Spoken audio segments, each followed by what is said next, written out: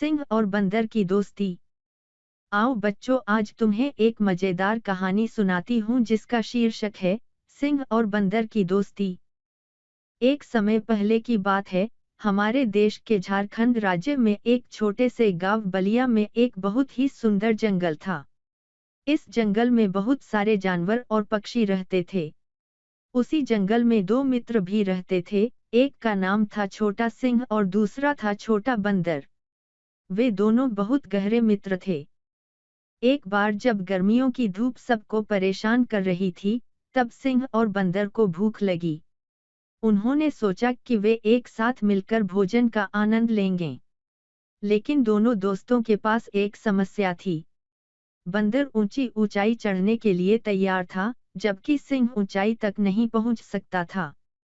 एक दिन जब सिंह और बंदर बैठे थे, तब उन्होंने एक ऊंचा स्थान देखा।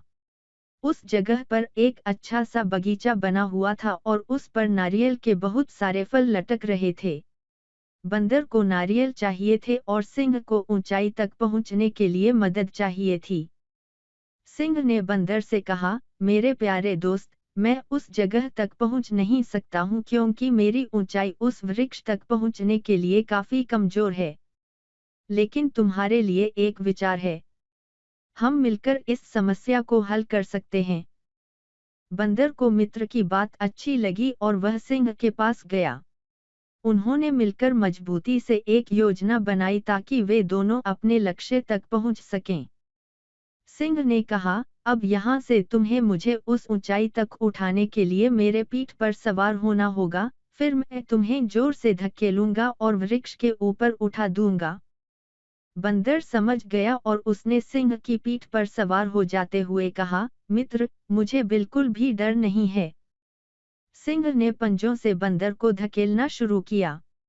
बंदर ने जोर से छोटे से सिंह की पीठ पर चढ़कर उसे आगे बढ़ाया।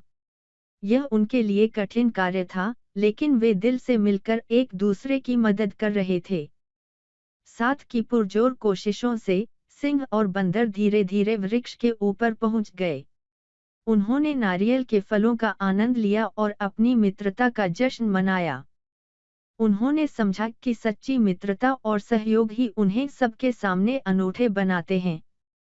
वे देख रहे थे कि दूसरे जंगली जानवर भी अकेले होकर अपना खाना खा रहे थे। वे जानवर इस कठिनाई से पीड़ित थे जिसे सिंह और बंदर के बीच की मित्रता ने हल किया था। सिंह और बंदर ने एक दिवसीय शिविर का आयोजन किया, जहां वे अपने जंगली मित्रों को बुलाए और उन्हें साथ मिलकर खाने का आनंद लेने के लिए आमंत्रित किया। इससे सभी जानवर और पक्षी मित्रता बनाने में रुचि लेने लगे। जंगल में सबने मिलकर समय बिताया, गीत गाए, नाचे और खेले। यह सब उनकी मित्रता, सहयोग और एकजुटता का प्रतीक था।